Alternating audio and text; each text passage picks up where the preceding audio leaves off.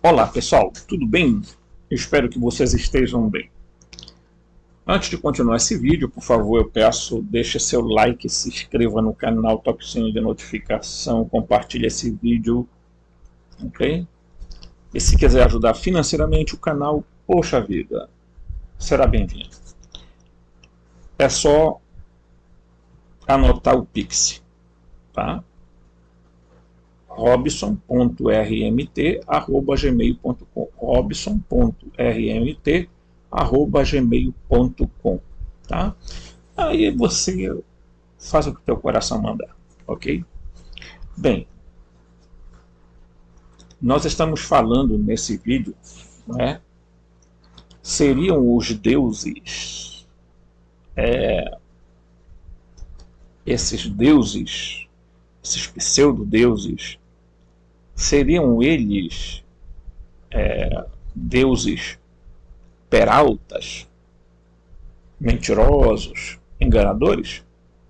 É o que a gente está estudando agora nessa série de vídeos. Para quê?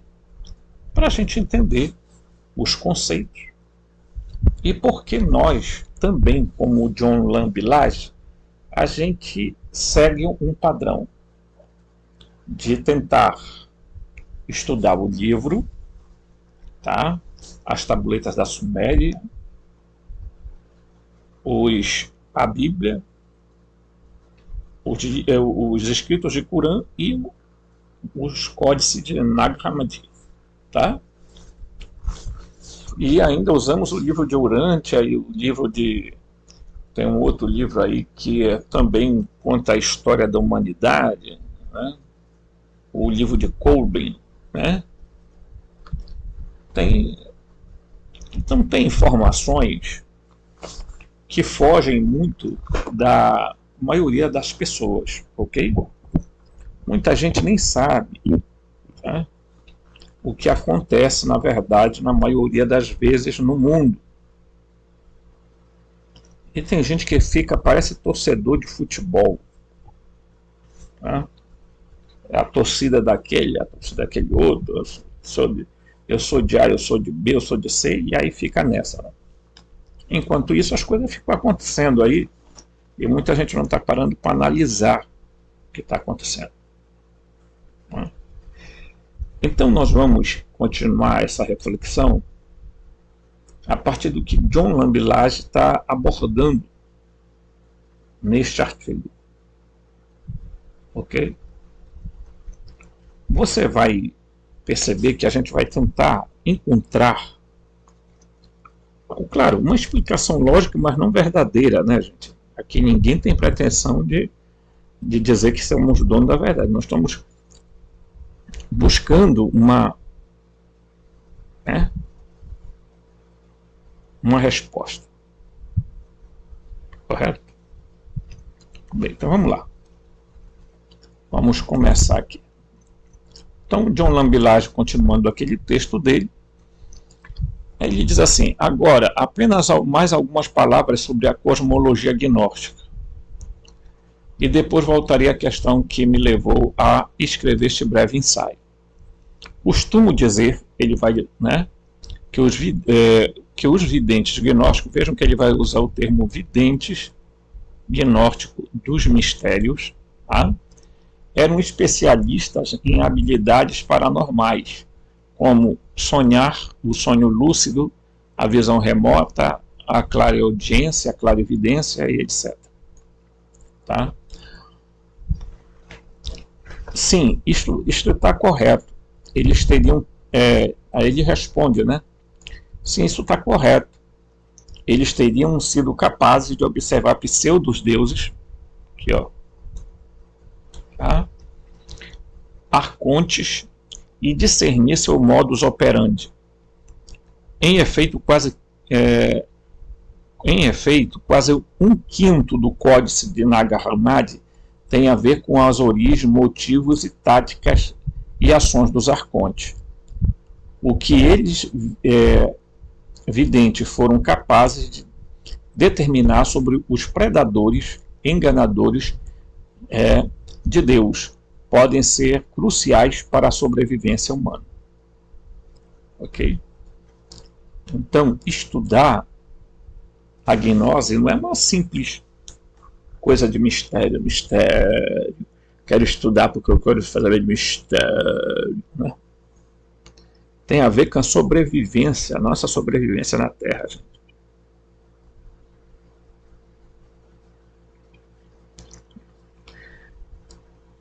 Há uma ilusão na cabeça de algumas pessoas de que esses seres possivelmente tenham ido embora. E foram embora para algum canto. Voltaram para Nibiru. Né? Como confiar em seres enganadores? Uma pessoa que te conta uma mentira hoje, ela vai ter que contar uma mentira depois para justificar a mentira que ela contou antes. Né? Então nós precisamos ter cuidado. Por quê? Porque nós podemos estar caindo numa pegadinha, né? Do tipo, eles foram embora. Por que eles teriam ido embora? A civilização começou a crescer, as civilizações e tal. Essa história está muito mal contada. Né? Desde que momento eles chegaram aqui? Quer dizer, eles deixaram supostamente eles deixaram acabar a civilização polar, a civilização atlântica, a civilização lemuriana, a civilização né, para depois aparecer aqui na Terra?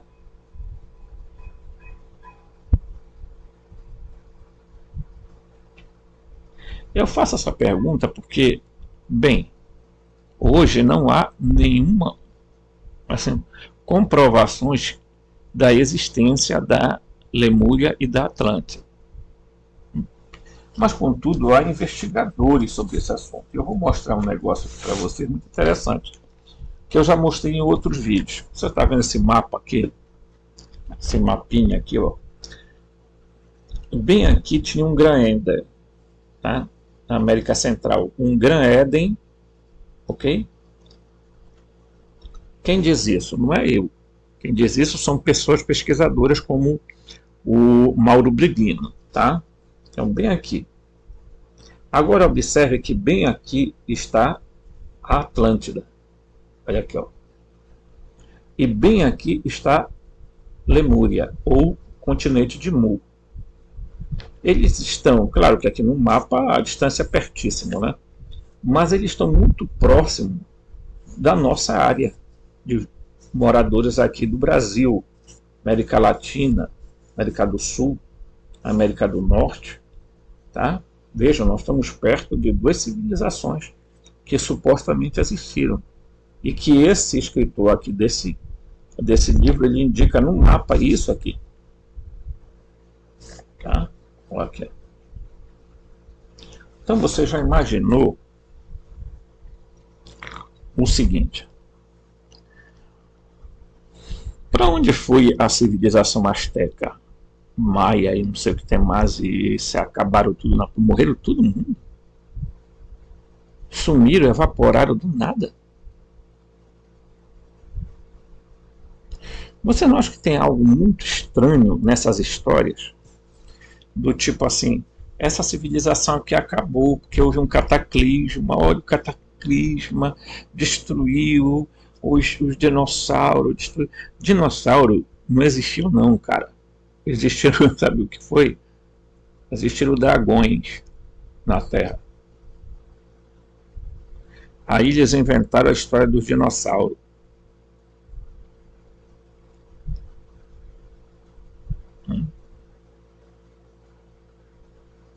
Dragão e mitologia.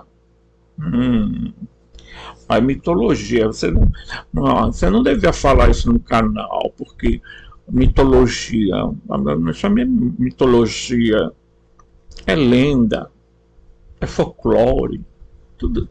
Quando eles querem fazer o povo de bobo, eles começam a inventar essas coisas aí, né? Então vamos lá. O que o John Lambilage está falando aqui é algo muito, né, importante. tá? Porque os pseudodeuses provavelmente são originários de alguma parte. Eles não são os deuses cosmológicos, os aeões, ok?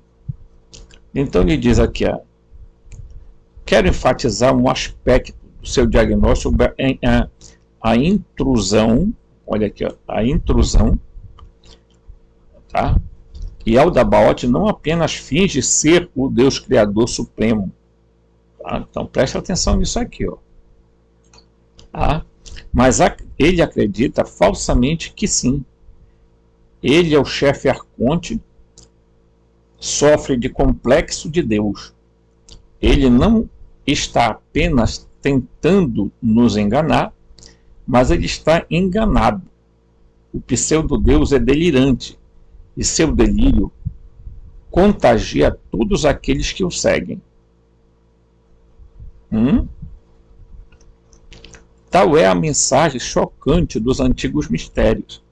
A afirmação gnóstica da loucura de Deus deve ser dos conceitos mais surpreendentes da experiência humana, mas não isolada, nem é completamente sui generis. Em A Loucura do Ego, apresenta um paralelo budista com o demiurgo dos gnósticos.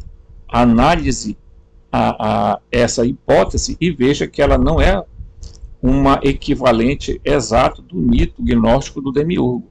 Ambas as tentativas declaram que o pseudo-deus ele se considera o criador de todo o universo, ok?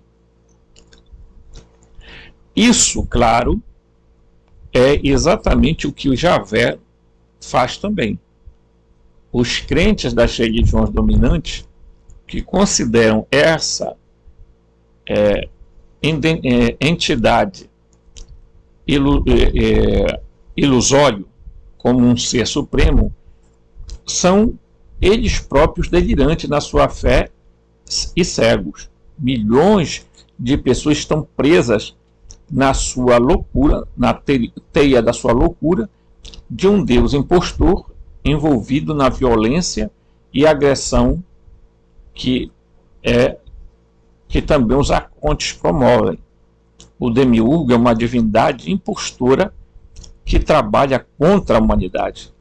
E Aldabaoth está entre a humanidade e os aeões do centro galáctico, fingindo ser um deles. A horda dos arcontes, que opera com uma mentalidade de colmeia, tenta se intrometer entre a humanidade e o Aeon Sofia, tá? Que ele, mais uma vez, ele vem dizer que a Sofia está encarnada na Terra. Não está. Então, eles, tá, trabalham contra a nossa sabedoria inata, tão intimamente relacionados com a inteligência de Gaia, numa vã tentativa de desviar dessa conexão. Este é o diagnóstico dos videntes dos mistérios.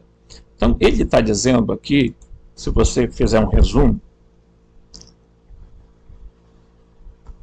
que os gnósticos estão dizendo que qual é a obsessão do demiurgo? É a gente não ficar conectado a Gaia, a natureza. Porque o John Lambilage tem uma visão ecológica, é uma espécie de espiritualidade ecológica. Então ele está muito mais associado à teoria de Gaia, né? Então ele insiste nas histórias dele de dizer que a Sofia se encarnou na Terra, em Gaia. E não é verdadeiro. Se você pegar os textos de Nag Hammadi, vocês vão ver que não há essa conexão. Não há. Porque quando ele faz esse tipo de afirmação, ele faz com que as pessoas acreditem que a Sofia é muito mais culpada do que o Aldabaoth. Está entendendo?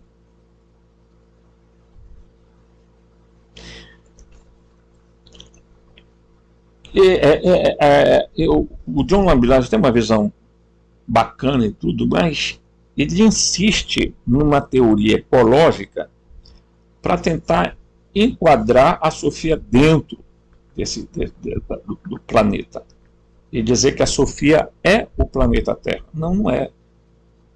A única coisa que tem aqui na Terra de Sofia se chama alma do mundo. A dimensão arcamote dela. Né?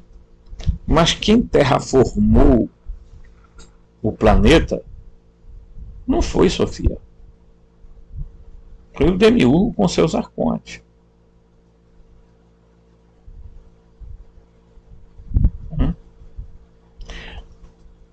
Veja, quem é esse arconte? Então esse arconte, esse Demiurgo chamado de Abaoth, ele é o Javé.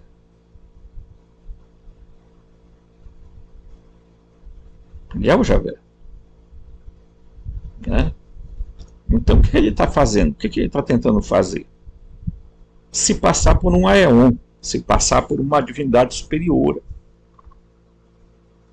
A vontade dele foi que ele disse, né? Eu sou Deus e não há outro. Só que aí veio a voz e disse para ele, tu estás enganado, Samael. Né?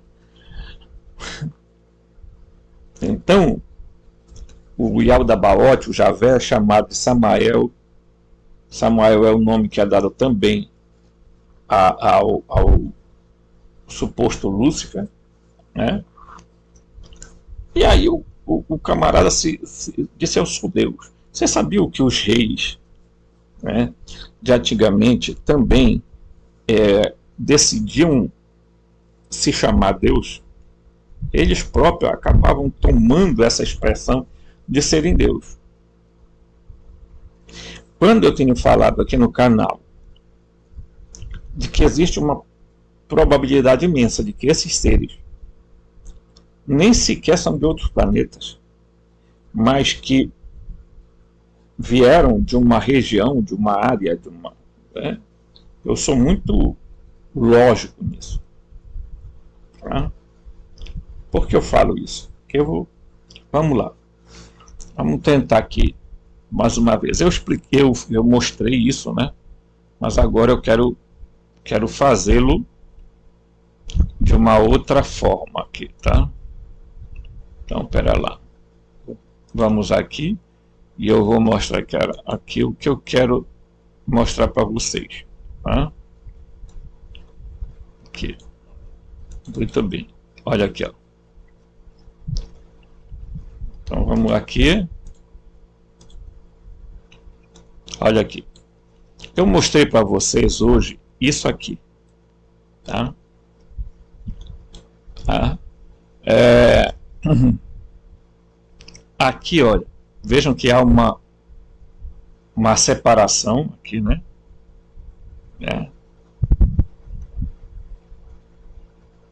E aqui, ó, a Terra, né? Ela é descrita assim na visão védica, tá?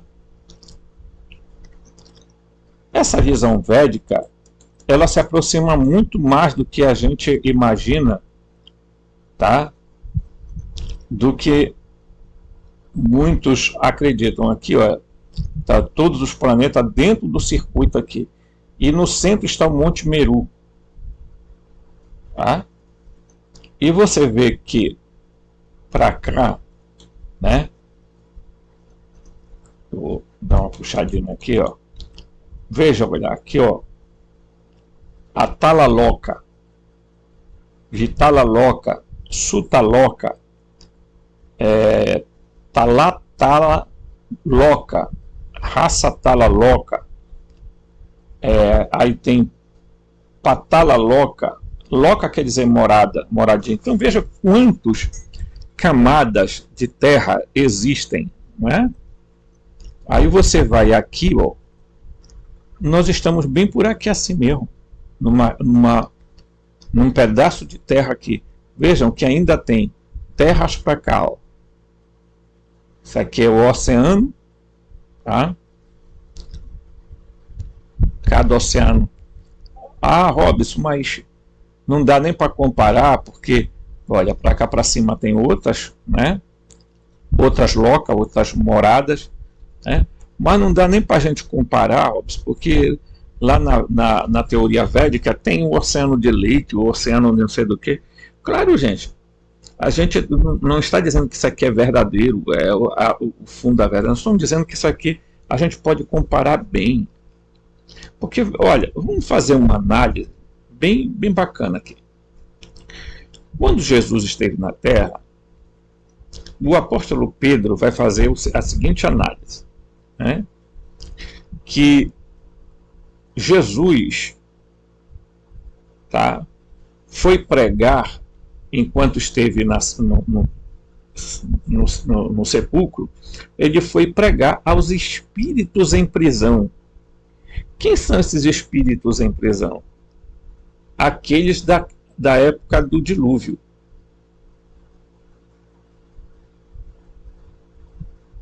Para lá. Pedro está dizendo que Jesus desceu lá no Hades. Desceu. E essa é a teoria da igreja, quando ela diz desceu à mansão dos mortos. Porque antes, em latim, era desceu aos infernos. Então eles tiraram porque ficava muito pesado dizer que Jesus tinha ido no inferno. E Jesus, o apóstolo Pedro, diz que ele foi lá pregar aos espíritos em prisão. Aqueles do período do dilúvio.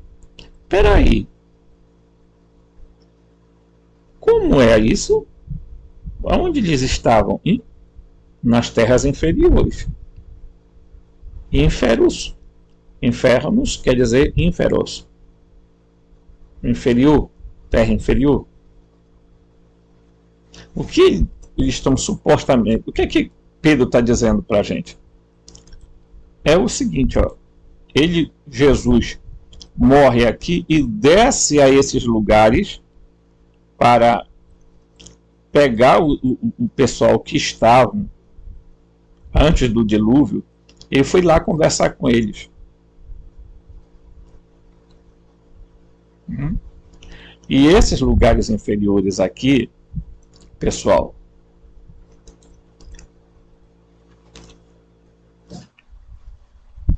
era chamado na Suméria de Absur. Os lugares, as profundezas, o fosso.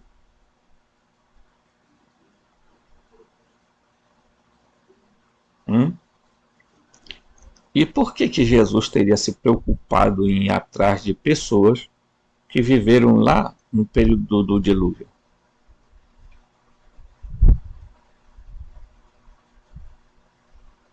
Né? Pode para pensar.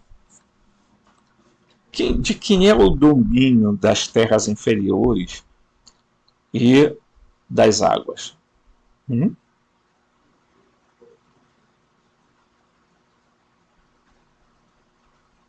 De Enki. De Enki. Enki está situado na Terra. Ele é ele foi considerado no panteão semítico como Adon, ou então Baal, e no panteão grego ele foi chamado de Poseidon. Quando você assiste o filme Aquaman, o que ele retrata? Ele retrata que o fosso era um lugar muito escuro, a luz não chegava lá. E aí o Aquaman foi atrás do bastão de Poseidon. Vamos lembrar que Poseidon era o deus cultuado pelos Atlantes.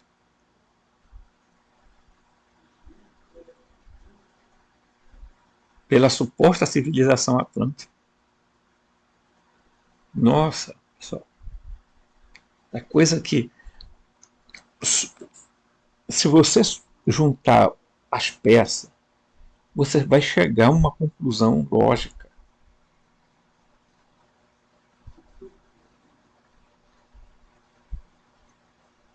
Por que nós temos um Enlil raivoso?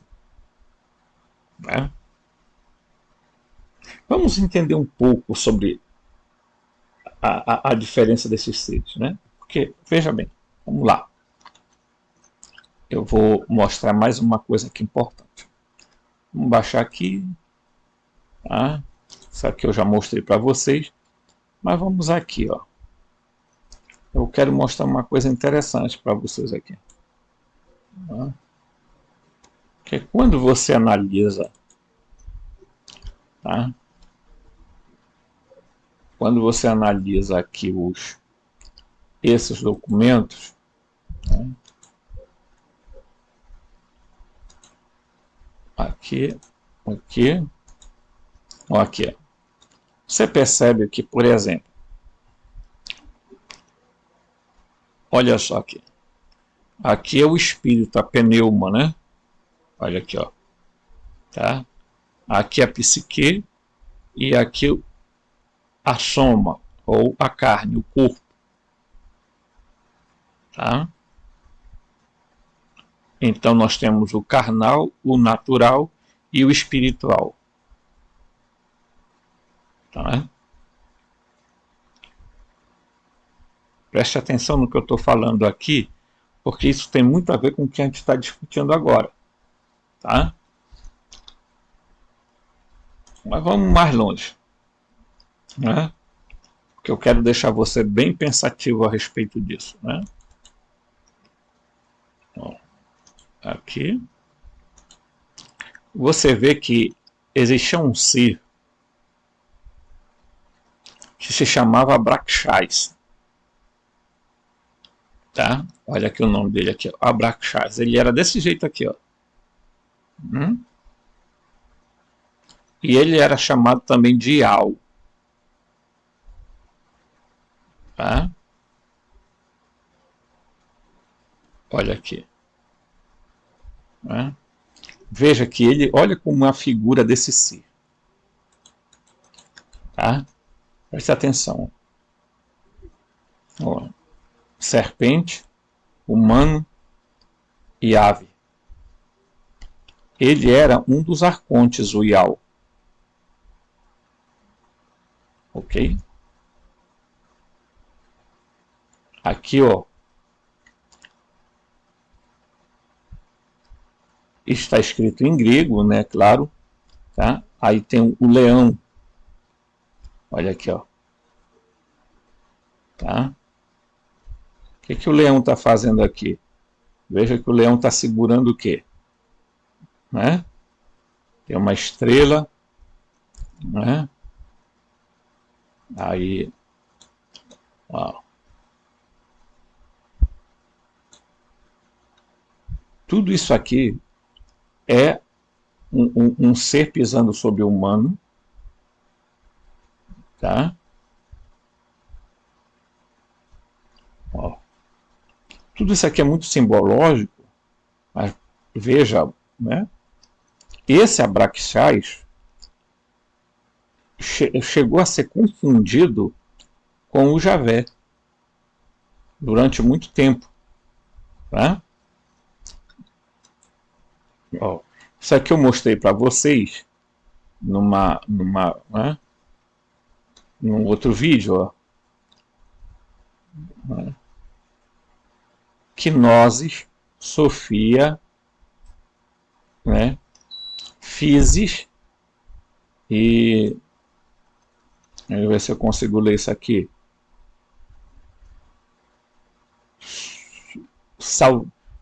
O Salvador, alguma coisa nesse sentido, tá?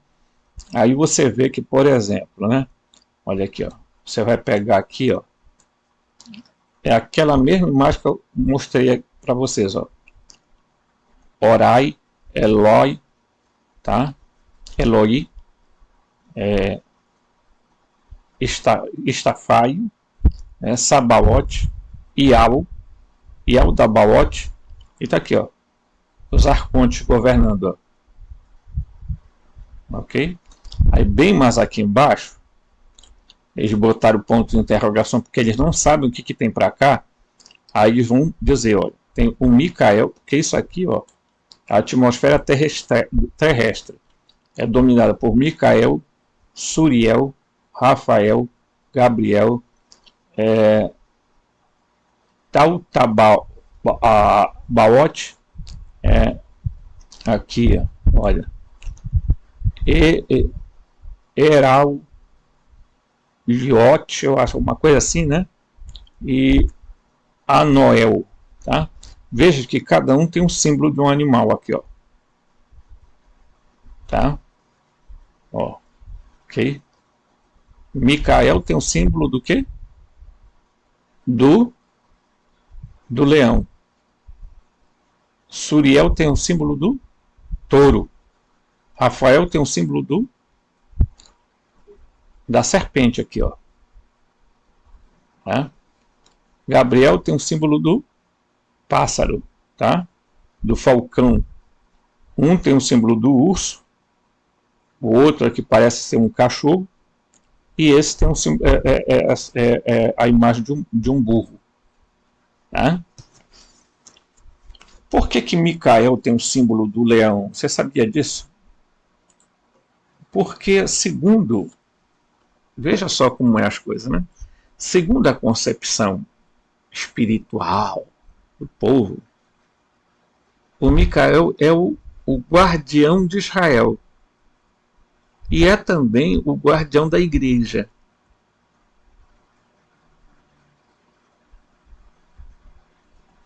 Por isso que ele tem cara de leão, porque o leão é símbolo da tribo de Judá, dos judeus. Então você vai percebendo os fatos, porque você vai vendo que, olha, tem todo sentido, gente, o que a gente está abordando aqui. E vocês vão ficar ainda mais ainda pensativos no resto que eu vou mostrar para vocês, ok? Que é muito importante. Olha aqui, ó. Micael, olha aqui o leão, Suriel, tá? O animal aqui, o burro, né? O Rafael, aqui, ó, tá? O Gabriel, certo? O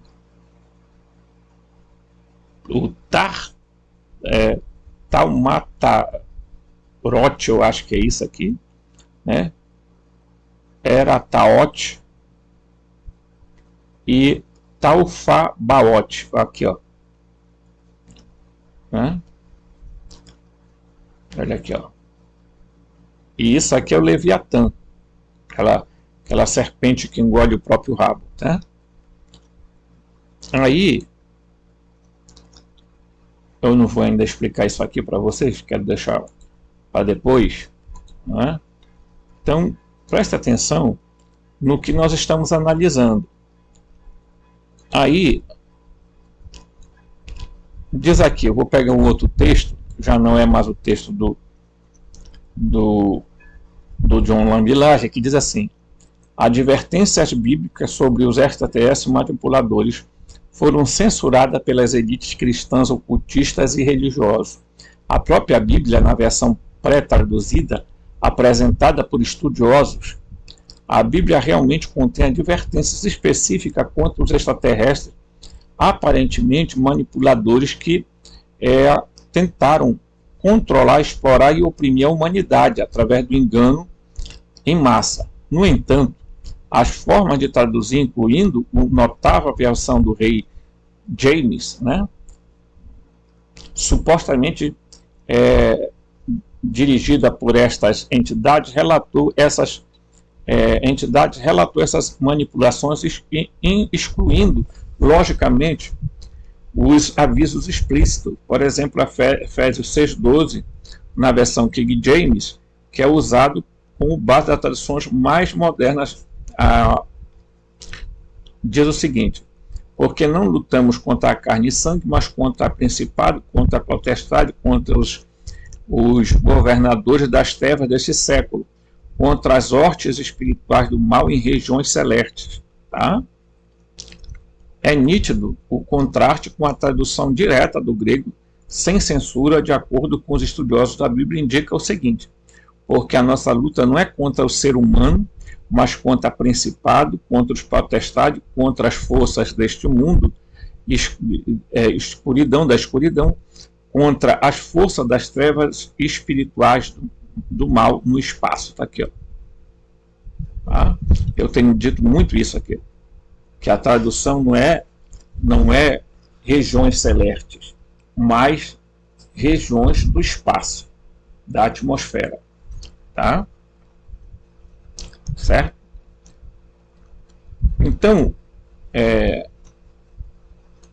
aqui, ó, nesse texto, diz o seguinte: em um texto de Nag Hammadi, descoberto no Egito em dezembro de 1945, um mestre anônimo, ou Lorde, declara ao seu aluno, né, Tiago o Justo: eis que te revelarei o caminho da libertação. Isso aqui é Jesus falando com Tiago. Seja lá o que você for, né? Seja lá o que você for capturado, né? Isso depois da morte, e você experimentar um medo mortal, uma multidão armada de arcontes pode se voltar contra você, pensando que eles podem te pegar. E em particular, 3 deles, eles vão pegar você. E aquele que estão lá como cobradores do pedágio. Onde é que se cobra pedágio? É quando você vai fazer a passagem. Né? É quando você vai fazer a travessia. Okay? Então, deixa eu ver se eu encontro aqui a minha amostra grátis. Né? Aqui, ó. É quando você vai fazer essa travessia aqui, ó. Então Jesus está dizendo, ó, quando você for passar, vai ter 3 que vão te cobrar pedágio para você continuar sua jornada, tá? Por isso que eu digo, cuidado, porque o engano após a morte é tão pior quanto o engano aqui, enquanto você está vivo, tá? Guardar isso aqui. Muito bem. Então, ele diz aqui, continuando aqui, ó. Ele diz assim: eles não apenas exigem um imposto, mas sim, eles se apropriam das almas através do roubo. Então tá, primeiro Apocalipse de Tiago, Códex de Nag Hammadi. Tá? Considere as informações contidas neste pequeno parágrafo. Tá? E por que nós, né, devemos ter cuidado? Preste atenção sobre o que o livro de Urântia vai falar sobre o demiurgo e os arcontes. Porque vejam bem, eu mostrei para vocês, vou mostrar aqui agora, tá? Mostrar um negócio aqui para vocês aqui, tá? Quando, tá? Olha aqui só, tá? Quando nós pegamos o livro de Urântia, nós descobrimos, e eu falei isso no outro vídeo, que os assessores do príncipe eram supra-humanos. E eles começaram a manter relação entre eles e surgiram os seres intermediários primários aqui, ó, tá? Que equivalem a dizer que são os Benei Elohim, os filhos dos deuses. Tá? Ou que eles são como os Igigis. Tá? Eles são como os Igigis. Porque estes arcontes, tá? Anunnaki, eles estão mais para esse grupo aqui, ó. Tá? Então, eles seriam o equivalente a esse grupo aqui, ó. Vou tentar colocar aqui só para a gente entender. Tá? Quem seriam esses seres intermediários primários? Os Anunnaki, os Elohim, os Arcontes. Tá? O equivalente. E esses seres aqui são chamados, os descendentes desses seres aqui, né, que eles vão gerar, são os Bnei Elohim, os filhos dos deuses. Tá? Vou voltar para cá. Tá? Só mostrei lá para a gente entender. Então, esses assessores do príncipe, segundo o livro de Urântia, vieram para cá junto com o príncipe Caligastia, que ia ser o cara responsável aqui pelo planeta, já que aqui já existia vida. Tá? E a missão deles era o quê? Elevar o grau de evolução dos seres. Por quê? Porque já tinha aqui na Terra o Adão e a Fonta, que geraram os seus filhos, os Adomitas, que eram o gênero Homo. Isso aqui equivale a dizer que são os Homos. Aí as espécies começaram a se diversificar. Tá? Presta atenção que Adão e Eva também tiveram filhos, tá? Que eram os Adamitas. Esse Adão e essa Eva estão mais próximos do Adap e da Tite, das tabuletas da Suméria, e o Adão e a Fonta estão mais próximos do Adamu e a Tiamat, também dos tabuletas da Suméria. Tá? Bem, a rata, eu falei no outro vídeo, ela é uma descendente direta dos assessores aqui, ó, que eram seres supra-humanos. E o Adon era descendente direto, o Adonson era descendente direto de Adão e Eva, era filho de Adão e Eva. Tá? Então, quando esses seres aqui, esses dois se juntaram, eles geraram os seres intermediários secundários. Estes seres intermediários primários a gente poderia chamar de gênios superiores. E esses aqui de seres de gênios inferiores. Ok? Nós estamos falando, gente, de... Isso aqui só é o começo. Porque depois vai aparecer outros. Tá? Então, muito bem. Dito isso, aqui, ó. Quem era o Javé, Deus dos judeus? O Deus dos hebreus? Tá? Preste bem atenção que o livro de Urântia vai tentar... Isso aqui, créditos ao livro de Urântia, tá, gente? É urantia.com. Você pode procurar lá, tá? Urantia.com. Lá você encontra o livro completo para você ler a página, tá?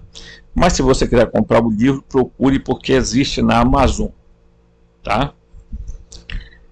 Ao conceber a deidade, o homem primeiro inclui todos os deuses, em seguida ele subordina todos os deuses estrangeiros à deidade tribal, e finalmente elimina todos, exceto aquele deus de valor supremo final. Tá? Os judeus sintetizaram todos os deuses no seu conceito mais sublime do Senhor Deus de Israel. Tá? Prestem bem atenção no que o livro de Urântia está dizendo. Aqui, tá? Então, ao passo que os mesopotâmios reduziram seus deuses ao conceito centralizado de Bel-Marduk. E é verdade, tá? Porque Marduk depois vai superar tanto o Enlil quanto o Enki. Só que Marduk é filho de Enki, tá? Essas ideias do monoteísmo amadureceram em todo o mundo, não muito depois do aparecimento de Maquiavento a Melquisedeque em Salém, na Palestina. Todavia, o conceito da deidade feito por Melquisedeque era diferente daqueles conceitos tecidos por inclusão, por subordinação ou por exclusão da filosofia evolucionária. Era baseado exclusivamente no poder criador e logo influenciou os conceitos mais elevados de deidade da Mesopotâmia, da Índia e do Egito. Tá? O que é que eles estão dizendo aqui? Que o Melquisedeque, tá? O Melquisedeque, ele era o cara que tinha uma visão de Deus mais próxima da realidade. Mas quem era o Deus do Melquisedeque? O Deus do Melquisedeque era nada mais, nada menos do que o El Elyon, o Deus do mais alto. Tá? O Deus de Melquisedeque não era Javé. Vocês vão perceber aqui, ó, que eles vão explicar exatamente isso aqui. Né? Ok? Então eles vão considerar isso aqui. Ó. Os semitas, nos seus primórdios, consideravam tudo como sendo residido por um espírito. Havia espíritos do mundo animal, do mundo vegetal, o espírito anual, o senhor da progênie, o espírito do fogo, da água, do ar, um verdadeiro panteão de espíritos a serem temidos e adorados. Os ensinamentos de Melquisedeque a respeito de um Criador universal nunca destruíram completamente a crença desses espíritos subalternos ou deuses da natureza. Então, tá? O progresso dos hebreus fizeram desde o politeísmo, passando pelo enoteísmo, até o monoteísmo, foi um desenvolvimento ininterrupto, tá? E contínuo de conceitos. Bem, aí vamos pegar o conceito aqui, ó. Vamos pegar o conceito de Javé. Olha só. Quem era Javé? Aqui, ó. Olha só. Javé era o deus das tribos da Palestina do Sul, os quais, tá, associavam esse conceito de deidade com o nome de deidade com o Monte Horebe, tá? O vulcão do Sinai. Olha aqui. Javé era meramente, olha só, tá? Um entre centenas de milhares de deuses da natureza, que atraíam a atenção e chamavam a adoração de tribos e do povos semitas. Então, quem era Javé? Javé era um deus da natureza, um espírito da natureza, segundo o livro de Urante. Segundo Nag Hammadi, ele era o quê? Ele era o pró-arconte, ele era o arconte, chefe. Esses seres vieram para a Terra e se localizaram cada um no seu lugar. E para onde foi que Javé resolveu ir? Para o Monte Sinai.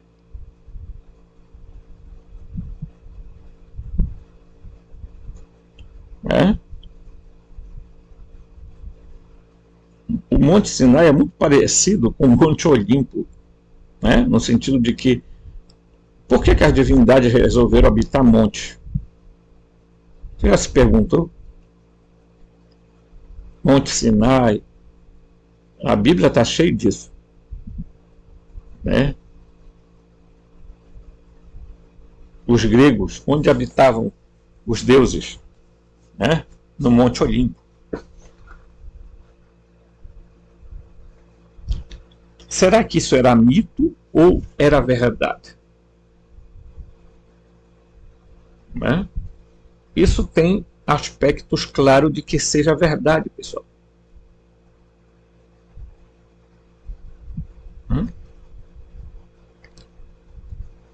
Isso não é mito, isso era história verdadeira. O problema é que eles transformaram em mito para desviar nossa atenção.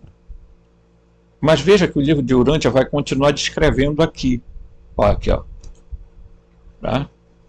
A de continuar descrevendo aqui é o seguinte, ó. O outro ser que aparece, olha, é o El Elyon, Durante século depois da passagem de Melquisedeque por Salém, que é onde fica Jerusalém, a sua doutrina da deidade sobreviveu sobre várias versões, mas era geralmente indicada pelo termo El Elyon, chamado de Deus Altíssimo dos Céus, mas na verdade a tradução correta é Deus dos mais altos. Muitos semitas, incluindo os descendentes imediatos de Abraão, por várias vezes adoraram a ambos, Javé e El Elyon. Então, portanto, eles adoravam a ambos aqui. Ó. Por isso que muita gente vai dizer que eles confundiram. Aí depois vem o El Shaddai. É difícil explicar o que El Shaddai representava. Essa ideia de Deus era um composto derivado de ensinamento do livro de sabedoria de Amenemop, tá?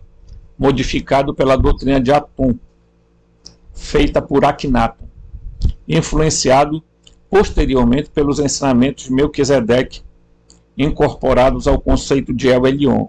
À medida, porém, que o conceito de El Shaddai impregnou a mente dos hebreus, ele coloriu-se totalmente pelas crenças no Javé do deserto.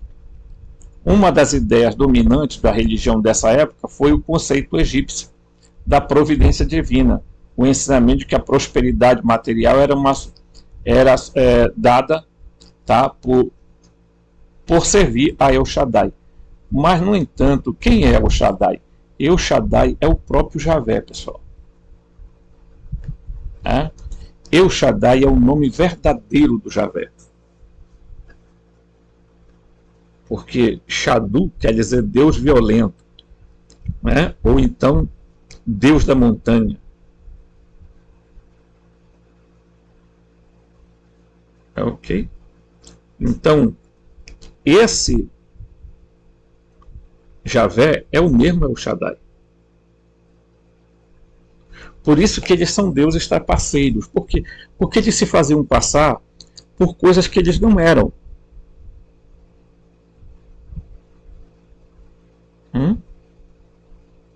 Aonde eu quero chegar? Nossa, óbvio. Tu quer dizer para nós o que mesmo com tudo isso aí? Eu quero dizer para vocês que esses seres não vieram de outro planeta. Esses seres já existiam na Terra. Eles eram civilizações que sobreviveram ao período do dilúvio.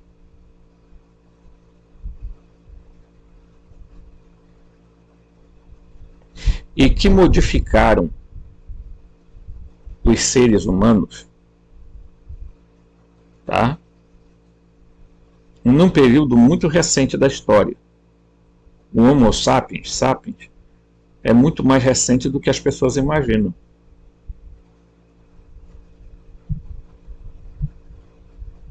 Você vai entender isso quando a gente vem aqui, ó. Eu vou mostrar um negócio aqui também. Parece confuso, mas não é confuso. Olha, os seres intermediários primários. Os seres intermediários primários têm uma origem e uma interligação única entre o material e o espiritual, em Urântia.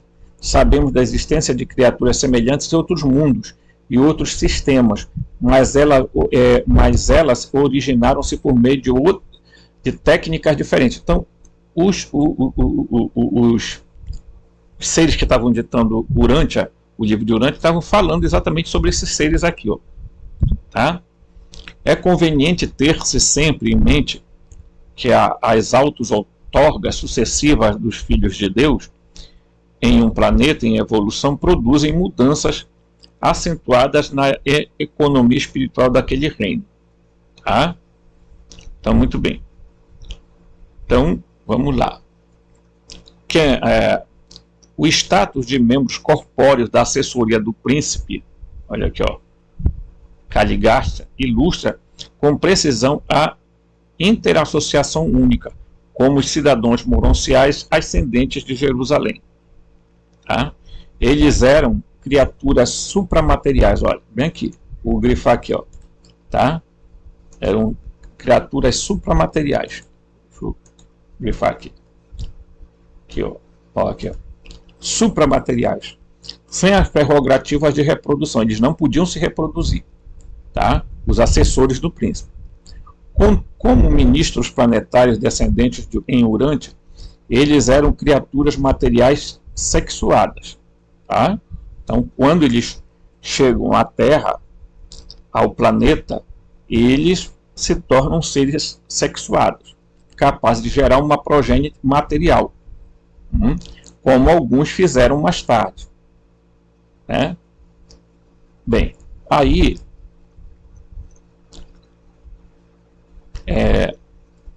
imediatamente descoberto que as criaturas dessa ordem a meio caminho entre o nível mortal e angélico, seriam grande utilidade no serviço dos assuntos da sede central do príncipe. Então, cada par da assessoria corpórea recebeu autorização para gerar um ser semelhante. Entre esses esforços, resultou o primeiro grupo de 50 criaturas intermediárias. Olha aqui, ó. Tá? Depois que o príncipe observou, né, esse número aumentou para 50 mil criaturas, né? Olha aqui, ó. Então, os seres intermediários nasceram da relação desses assessores. Agora, veja aqui, bem aqui, ó. O livro vai falar sobre a raça nodita. Preste atenção. A raça nodita, pessoal, para quem não sabe, a raça nodita foi para onde o Caim foi, depois que ele matou o irmão. Agora, preste atenção no que é descrito aí, no texto, tá? Você vai prestar atenção e você vai dizer assim, pô, bora ligar os pontos.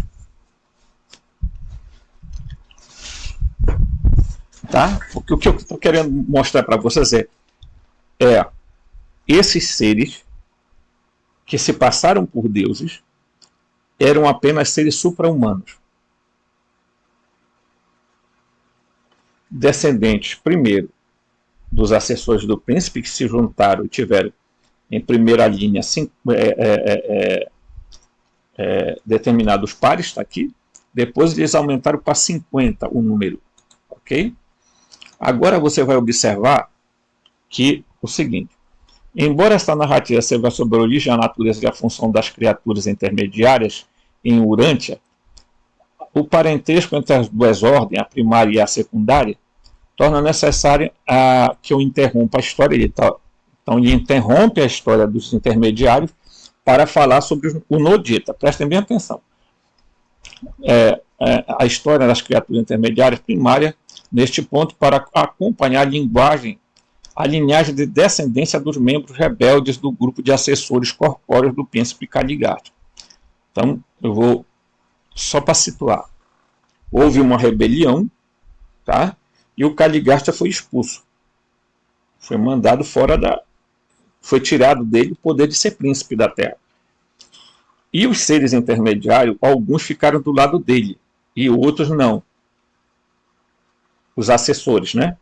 Alguns assessores ficaram do lado dele e outros assessores decidiram que não iam ficar do lado dele. Então houve um racha ali no grupo. Então então eles foram obrigados a sair da Terra e alguns decidiram ficar. Tá? Alguns seres intermediários primários decidiram ficar. Você vai entender isso agora. Tá? Aí, olha só. Desde a rebelião planetária até a época de Adão, foi a linhagem hereditária que nos dias iniciais do segundo jardim forneceu a metade da ascendência para ordens secundárias de criaturas intermediárias. Veja que aqui, ó, ordem secundária, tá? Das criaturas intermediárias, aqui, ó.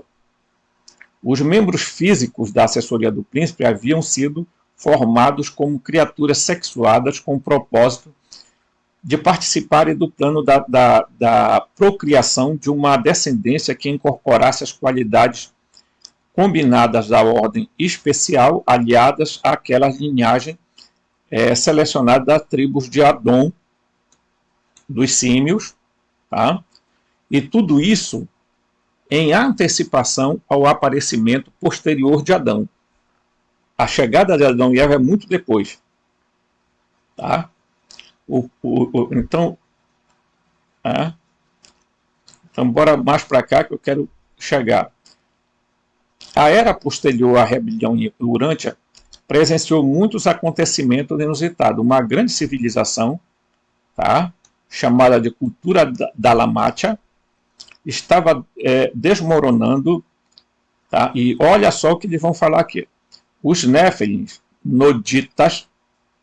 Quem eram os Néfilins? Eram os noditas. Olha como é que eles vão falar. Os Néfilins, noditas, estavam na terra naqueles tempos e quando esses filhos dos deuses foram até as filhas dos homens, elas conceberam deles seus filhos e formaram os poderosos homens de outrora, os homens de renome. Ainda que dificilmente fossem filhos dos deuses, olha, estão dizendo aqui, ó, que eles não eram filhos dos deuses. Os assessores do príncipe, né, e seus primeiros descendentes eram considerados como tais pelos mortais. Olha só, tá? Vamos lá. Os assessores dos príncipes, embora, tá? Olha aqui, ó. Prestem bem atenção, eu vou voltar à leitura. Ainda que dificilmente fossem filhos dos deuses, os assessores do príncipe e seus primeiros descendentes, tá? Os seres intermediários primários, eram considerados como tais pelos mortais evolucionários daqueles dias distantes. Você está me entendendo agora aonde eu quero chegar? Quem eram os Néfilins? Eram os noditas. Você vai... Entendeu? E eles estão exatamente narrando o que está aqui na Bíblia. Capítulo 6. Tá? Do Gênesis. Diz assim, ó.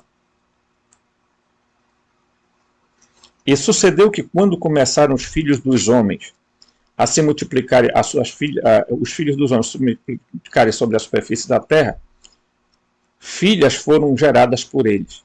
E vieram os filhos de Elohim, tá? Filho dos deuses, que Elohim quer dizer deuses, que as filhas dos homens eram formosas, tomaram para si mulheres dentre todas as que escolheram. Está aqui. O texto está repetindo isso, mas dizendo que quem eram os Néfilins? Os Néfilins era nada mais, nada menos do que os noditas. Tá? Ó, você vai ver aqui, ó.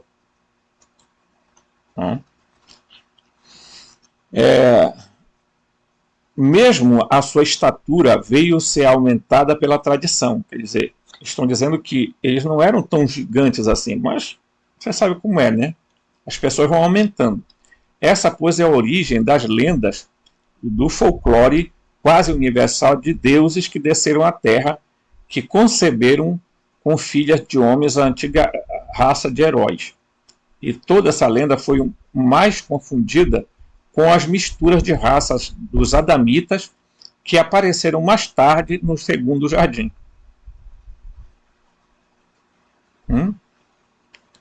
Aí vamos lá.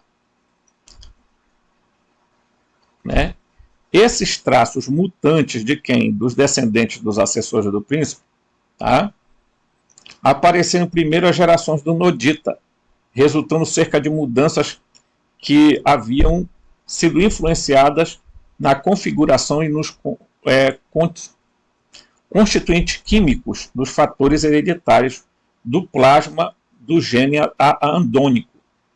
Essas mudanças foram causadas pela presença nos corpos dos membros de assessoria do príncipe. Tá?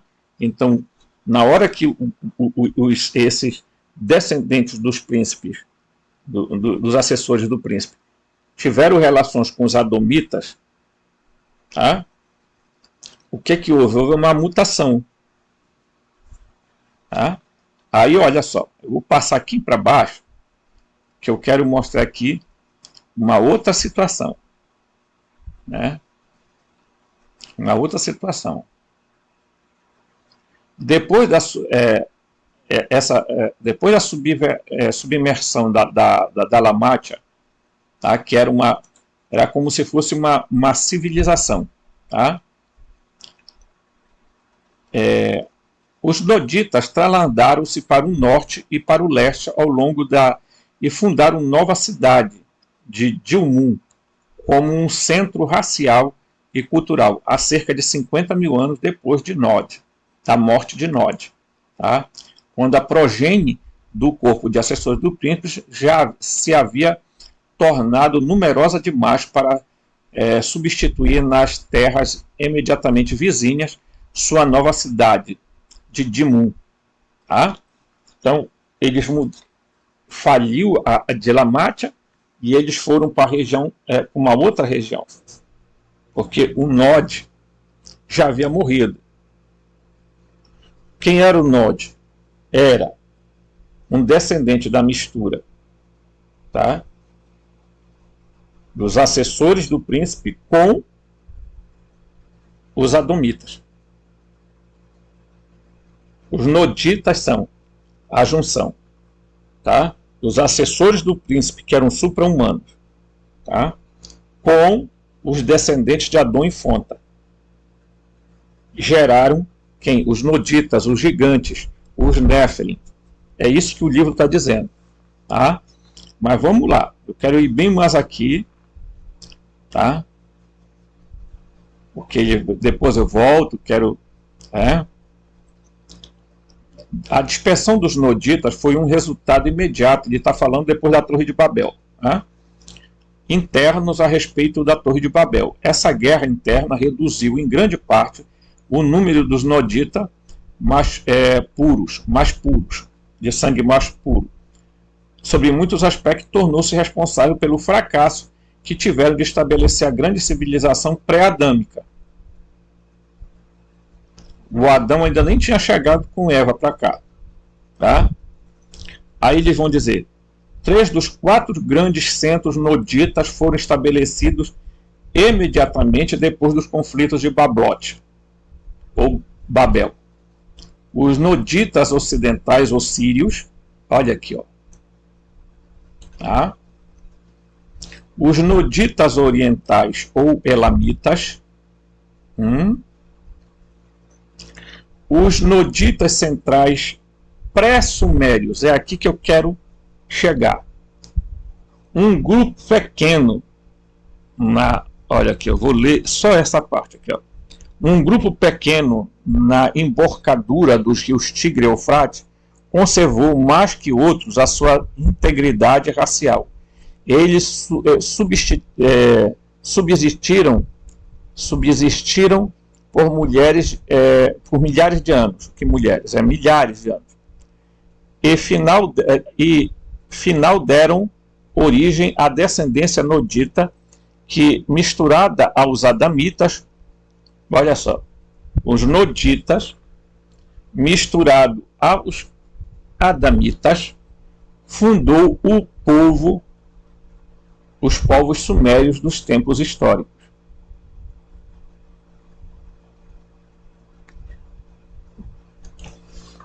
Chega para cá. Tá confuso? Mas é assim mesmo.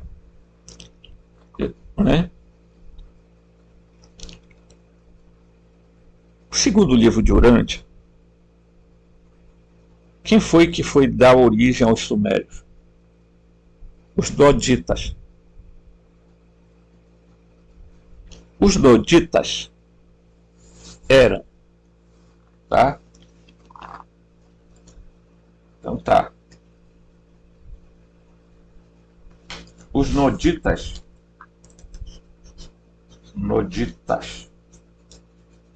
ok? Eles eram a junção dos assessores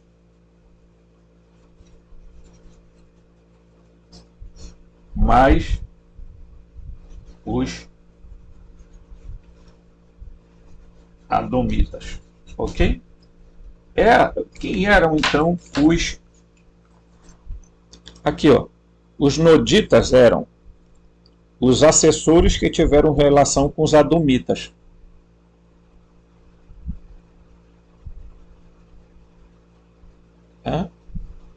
Descendentes de Adão e Fonta. Eles eram supra-humanos, esse aqui não. Mas na hora que eles misturaram, surgiu os Noditas, que eram como se fossem gigantes.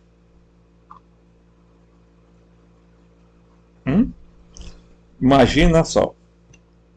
Eles detinham, por herança genética, os poderes dos seus antepassados.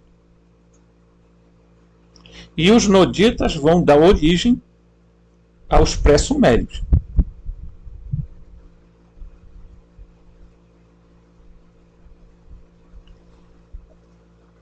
Quem são os deuses que os sumérios encontram? São esses seres que tinham estatura alta, né? Que a Bíblia vai chamar de Néfilim.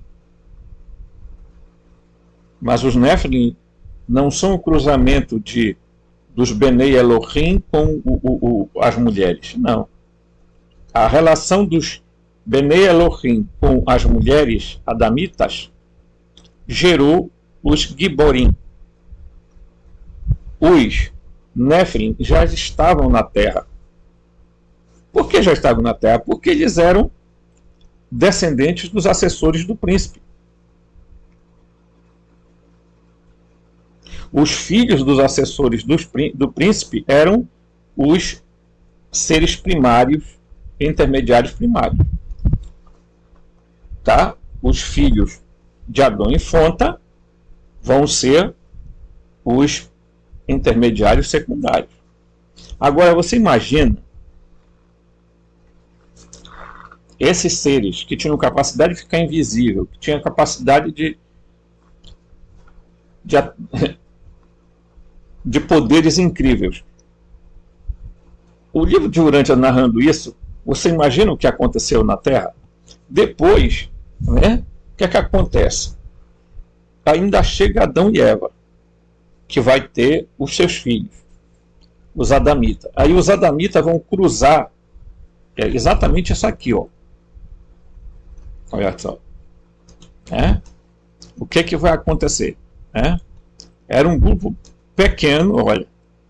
Eufrate conservou mais que os outros a integridade racial. Eles subsistiram por milhares de anos. Afinal, deram origem à descendência nodita, que misturada com os Adamitas. Tá? Então, os Noditas, tá? Certo? Os Noditas, aqui estava eu, mais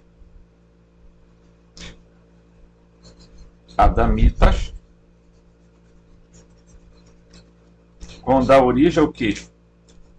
Aos pré-sumérios.